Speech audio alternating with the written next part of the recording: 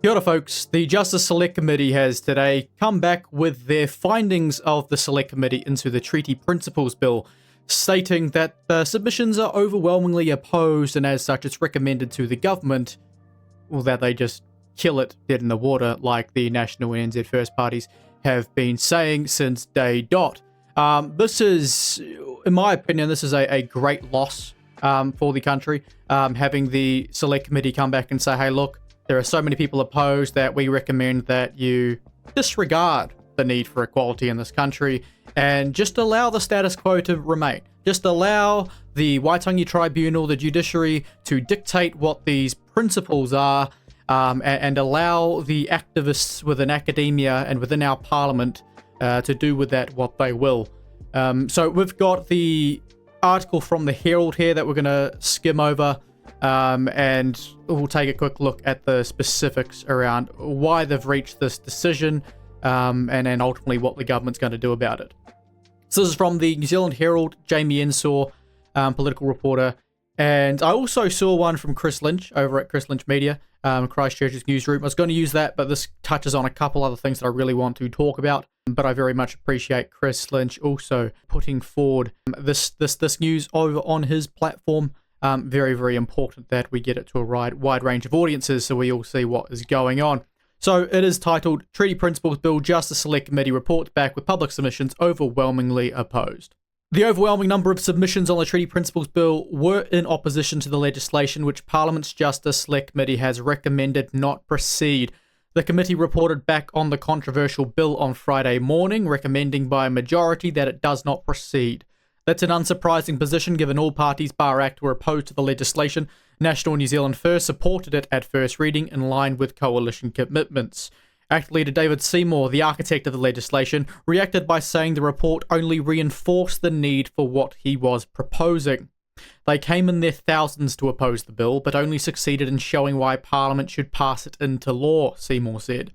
He also dismissed the vast majority of submissions being opposed to the legislation, arguing that high-profile bills like this often result in spam and responses that are disproportionate to genuine public opinion. Whilst his coalition partners have publicly stated they won't back the legislation past the Select Committee stage, Seymour had called for it to go to a referendum, which he believes will be a more accurate indicator of New Zealanders' opinion. The Treaty Principles Bill seeks to clarify the principles of the Treaty of Waitangi so their meaning in legislation can be clearly interpreted and understood. Currently, these principles haven't been defined by Parliament, but instead via court rulings and government reports. I find all of this extremely disappointing. But of course, Seymour is exactly right. This only proves the need for it. The fact that there are so many people in our country who are coming out in opposition to this bill, citing lie after lie, all of the propaganda that has been purported to us out of academia, by activists, and by our mainstream media is overwhelmingly concerning. And so this highlights why we need this bill more than ever. People are convinced that because the Waitangi Tribunal says something is true, that it must be true. You know, the only reason there is genuine opposition to this bill is because of the belief that what is being outlined in the bill would go against what the Treaty of Waitangi actually says. What people that are saying this don't realise is that what they're standing up for is indeed a bastardisation and a misrepresentation of what the treaty actually says, and this would actually put us in a position where we go back to acknowledging what this document says and living our lives and referencing the document in a much more accurate way, in a way that actually meets the obligations under the treaty as it was outlined in 1840, not this revisionist nonsense that we've come to expect or that we've come to accept in the recent decades past. You know, the average person still doesn't even know why these principles exist. If you ask the average person, they won't have any idea that in 1975 no principles existed. They won't have any idea that the Treaty of Waitangi Act 1975 is the only reason these principles exist.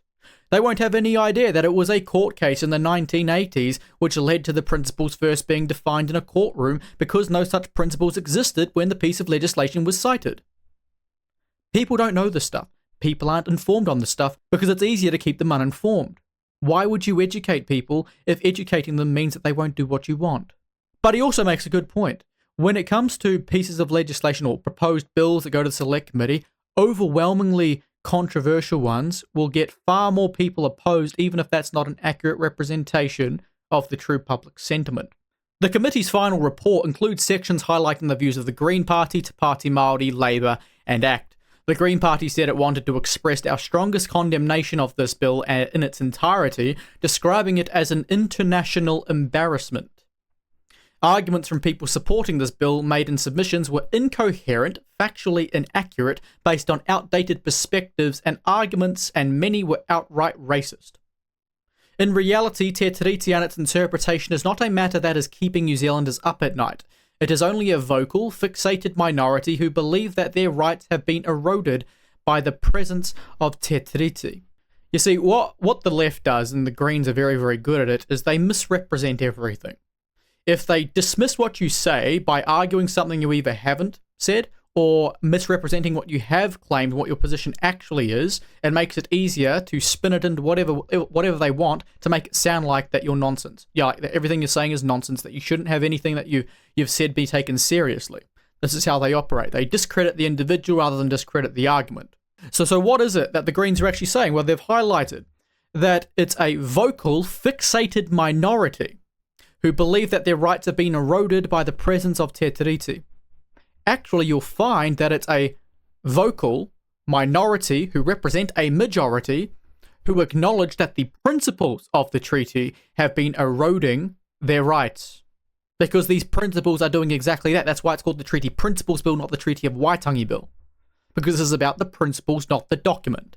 The principles are not a fair reflection of the document, and as such, that needs to be changed.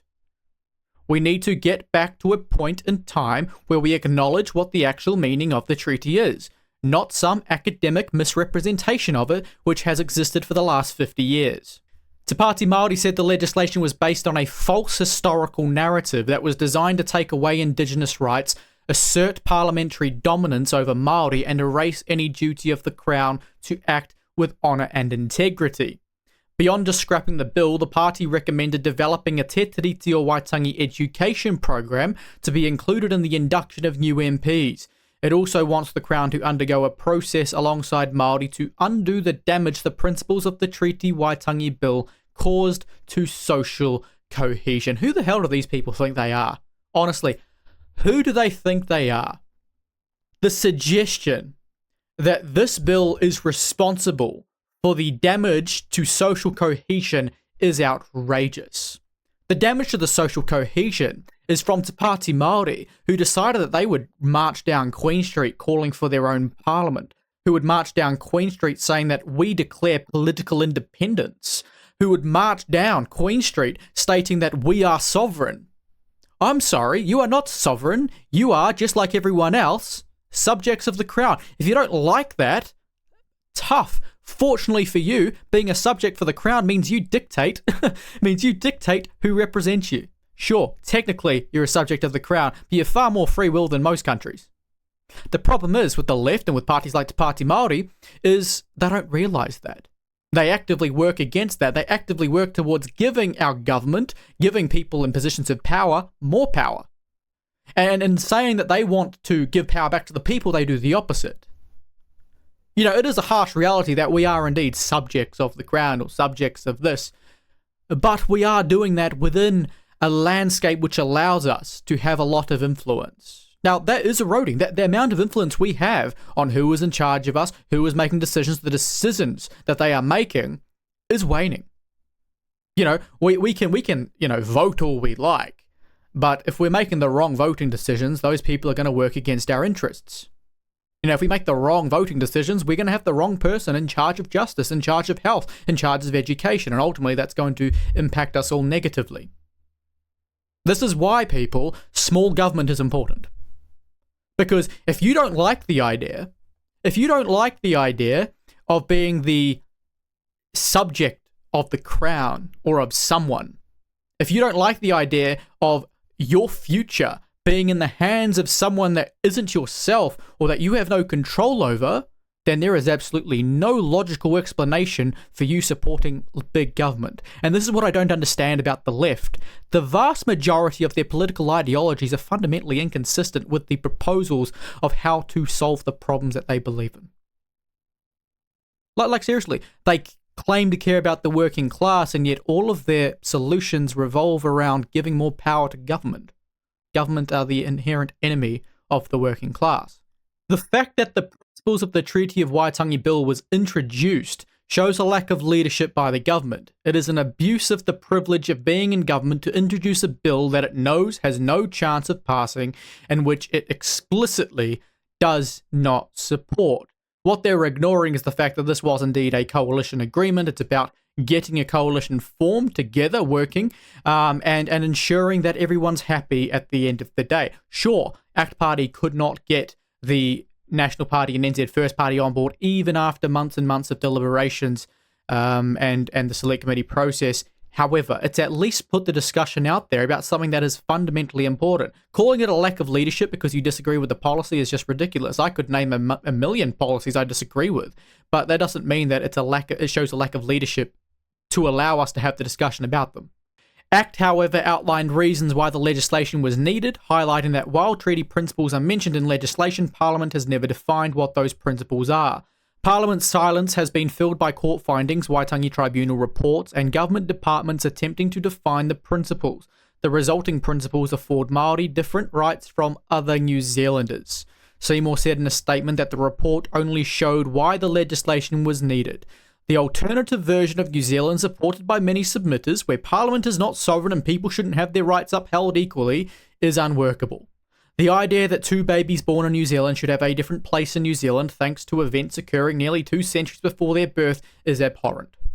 The ACT leader recognised it was a really tough debate and he was proud of his party putting it forward. I happen to agree wholeheartedly. I mean, seriously, what planet are these people living on where they actually think that a document 185 years ago outlined that people would be treated differently and that it's actually a good idea?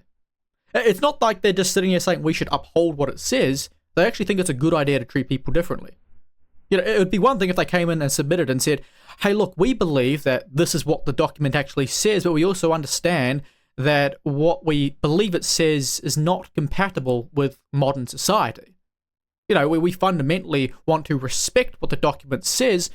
At the same time, we want to make that workable within a fair, equal, liberal democracy, where we treat people the same, where we don't discriminate, where people have the same rights, duties, and so forth. Now, that's if I was being generous. Of course, their entire worldview of what this document says in the first place is completely false. They have no idea what it says.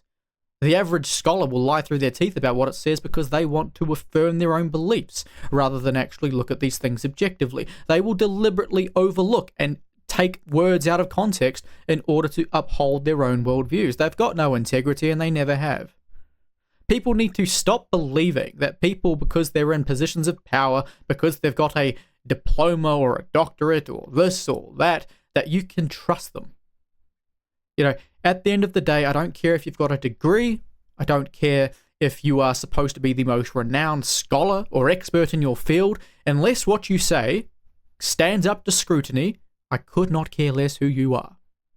There are a great deal many people who have no, post-high school education at all, who are far more informed and have evidenced arguments for these sorts of things than many people who are supposed to be the leading experts in this field. Now, this is where it all gets interesting. We get into the nitty-gritty of some of the numbers. So James Meagher, a National Party member of the committee, released a statement separately to the report in which he highlighted the thorough process of scrutiny the legislation had received. He noted that the committee received more than 300,000 written submissions and requests for 16,000 oral submissions. Meagher said 90% of the written submissions opposed the legislation, with 8% in support and 2% not clearly stating their position. With regard to oral submissions, 85% opposed, 10% were in support, and 5% were unstated. Seymour said in the statement that high-profile bills often result in select committee submissions that don't reflect public opinion. Opponents will make much of the balance of submissions, but if they believed the public opposed the bill, they could call for a referendum where everyone votes. You can't say the majority decides the matter unless you are ready for the majority to decide the matter. We have seen wide contrast between submissions and public opinion before. In the case of the End of Life Choice Act, analysis of that showed 90% were opposed. When that law was put to referendum, it passed by 65% to 34%, with a small number of informal votes. What Seymour is highlighting there is it doesn't matter how many people apparently opposed it in the Select Committee process, the Select Committee opposition and support numbers don't correlate to real-world support. The End of Life Choice Act was a prime example. When going through the Select Committee, the vast majority, a comparable number of people opposed it to this bill, and yet it was passed at referendum 2-1. 2-1 where people were in support despite 90% of submissions being opposed. Now, I want to take note of all of this because, they are acknowledging that part of the rationale for recommending that we don't go forward with this bill is the mass opposition. Like, the opposition itself obviously doesn't correlate to real life, but it also hasn't stopped governments before. Allow me to introduce you to the Three Waters legislation, or the Water Services Entity Bill. Thanks to the facts Be Smarter with Data, 99% of submissions opposed the Water Services Entity Bill, and yet it passed anyway. In fact, I don't know off the top of my head what the Select Committee actually recommended, but it's quite dramatic how many people opposed this bill versus supported. And it also helps us understand the rationale of the Select Committee and the process and when they leave out or don't count a range of submissions.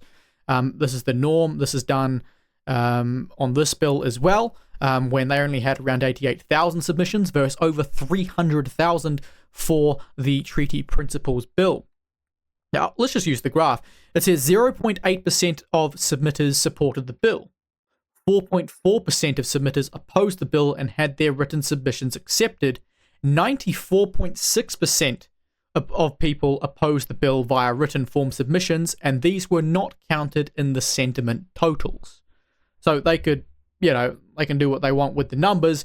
At the end of the day, 99% of people opposed the Water Services Entity Bill, otherwise known as Three Waters, and the government passed it through anyway. Which shows what the Select Committee recommends doesn't matter. I'm not even sure what the Select Committee recommended with respect to this bill, to be honest. But really, it doesn't really matter, does it? The Select Committee is an opportunity for the public to have their say, but ultimately the government will do what they want.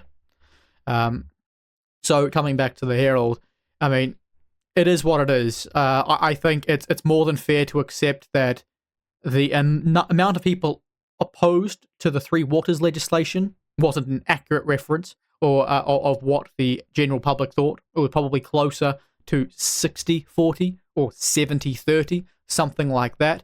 But it certainly wasn't 99% opposed. But again, that's just highlighting that what the Select Committee numbers are doesn't necessarily correspond with real-world support and opposition. A departmental report from the Ministry of Justice released alongside the Select Committee report said the main comments from those who supported the bill related to clarity and certainty, equality for all, the use of a referendum, and the national conversation around Te Tiriti and social cohesion. Alternatively, those who opposed the bill made comments relating to inconsistencies with the treaty, the bill's development process, equity, and social cohesion. Some submitters contextualised their opposition to the bill on the assumption that the Crown has obligations to Māori under the Treaty of Partnership, Participation and Active Protection. That's where the problem lies. People have been indoctrinated, they have been lied to by the powers that be, those in positions of power, that the Crown has obligations to Māori under Partnership, Participation and Active Protection. This is what leaving the defining of the principles up to the judiciary and academics has done. Have you read the treaty? I have. Have you read Te Tiriti? I have. Have you acknowledged the differences? I have. There are none. That's another lie they'll tell you. They'll tell you that the English version and the Māori version have different meanings. simply because they don't have a word-for-word translation. They're deliberately ignoring the fact that it was impossible to make a word-for-word translation in 1840. They ignore that. They ignore the fact that the preamble in the Māori text and the English text share the same meaning. They ignore the fact that in Article 1 of the English text and the Māori text, they share the same meaning. And so on and so on. The meaning is the same even if they use different words. Did you know that was possible? I certainly did, because I went to school when I was 5. So, these academics, they will use their positions of power to lie to you. Because you, not being one of them, are supposed to agree with them. You're supposed to accept what they say and not ask any questions. This is why we find ourselves in the position we are in. We cannot carry on accepting what an expert says because they're called an expert. We have to look at their arguments and see if they stand up to scrutiny. Their arguments about the treaty do not. Their arguments about our history do not. I mean, let's be real here. The average academic thinks a man can be a woman. The average academic thinks that we're all going to die from climate change. The average academic rejects biological realities and natural realities, so what's to stop them from being revisionists when it comes to a document, and when it comes to democracy, when it comes to the pathway forward for our country? The average academic doesn't give a shit what the truth is. All they want to do is see the world shaped in their image because they're in a position to influence it. I hear academic and I automatically think, oh yeah, they believe in Marxism. I hear academic and I'm thinking, oh yeah, they believe in critical race theory. I mean, let's be real. The media's go-to justice spokesperson out of academia is a radical Māori Marxist communist who believes in prison abolition. That's their go-to. I mean, if that's the go-to for the media, who do you think's the go-to for that person? If that person is held up on a pedestal, then is your child who's going to Auckland University and studying justice going to have any kind of hope at contributing any value in the justice sector? This is the problem. Academia, the media, and much of the government and parliamentarians, politicians are all in alignment on these things. Academia claims that sovereignty was never ceded. The judiciary claims that sovereignty was never ceded. The media claims that sovereignty was never ceded, and at least 50% of our parliament claims that sovereignty was never ceded. And yet, have the media, have academia, or have our parliamentarians ever really sat down and scrutinized the evidence behind these conclusions? Not once. Not once. I don't see the media standing up and reporting on the fact that Te Pāti Māori are a direct threat to our democracy. I remember going to the Toitū Te Tiriti activation this time last year, nearly, and I went up to one of the reporters and I was like, hey, are you going to report on the fact that the leader of the Māori Party's wife, the daughter of the Te Pāti Māori president, has more or less declared that she wants to overthrow our government? Have you? Have you made a mention of it? No. When they finally got around to it, a long time later, they even used a video of mine that I put together. The media is not your friend, they will lie to you. Academia is not your friend, they will lie to you. And unfortunately, the consequences of both of those things is that the average person who doesn't spend every waking minute like myself thinking and talking about politics is going to have a much harder time of being accurately informed.